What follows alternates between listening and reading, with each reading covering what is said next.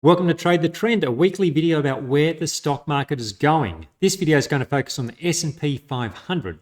I'm going to cover the ASX 200 as well as gold and uranium in a separate video. I'll leave a link for that in the description section below. I'm also going to tell you about a couple of possible scenarios for the S&P 500, so make sure you stick around for that. As always, this is general commentary. It doesn't take your personal situation into account. All of that said, let's get into our first chart. The S&P 500. This has been a continuation of the consolidation that we've been talking about over the last few weeks. It's it continues to unfold, and this is why I've been hesitant to add to long positions. As you remember me saying for several weeks now, that we just didn't have an asymmetric entry point. An asymmetric being where your potential upside appears to be greater than your potential downside. So we've got this pullback, we've got this consolidation, and it is coming back towards these moving averages. So I've got the 50-day moving average first, and then we have the 100-day below that.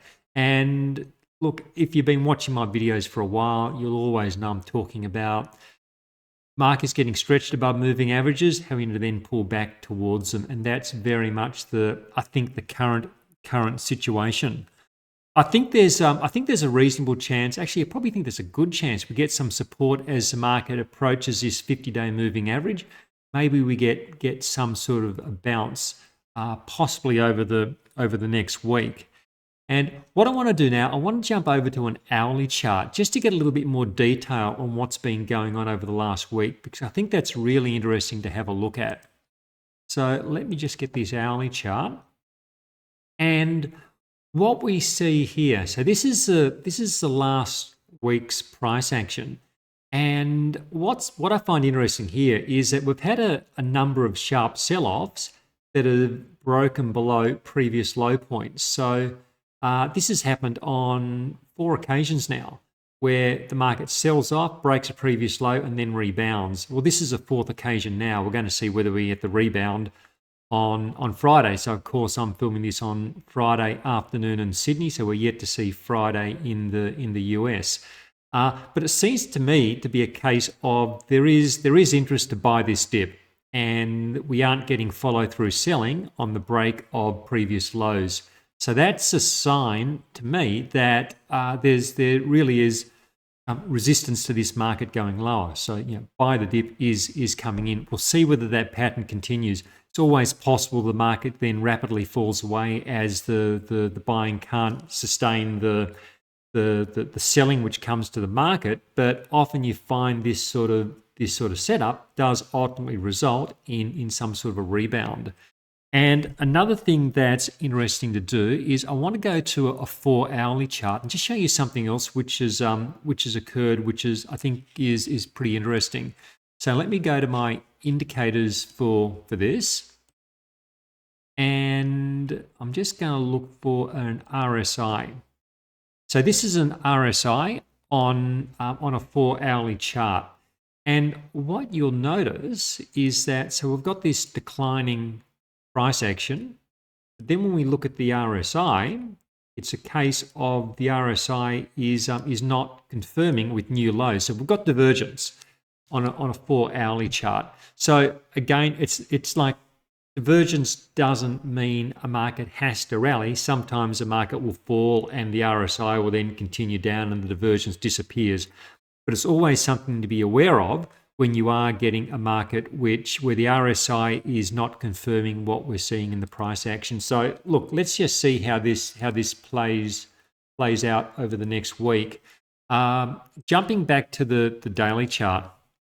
Now, I'll show you a couple of possible scenarios that could unfold. So I suspect we're going to see more consolidation. We've had this big rally from May, and as I often say, rallies need to be checked. I think this is only part of an ongoing rally. I could be completely wrong. The market could fall away.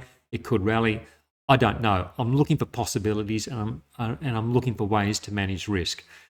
One possibility is that we do see some sort of a rally, doesn't make a new high, and then the market makes its way down and just does a bit more work before then potentially moving higher in several weeks' time. So that would give that possible zigzag type consolidation, and that would be quite proportional to the rally that we've seen over the past few months.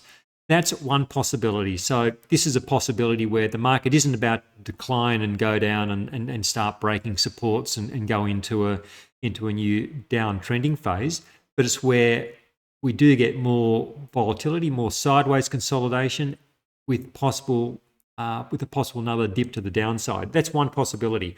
Another one is that it's a more shallow consolidation, and we see the market just move within a narrowing range, or potentially pushing higher in several weeks or maybe a couple of months' time.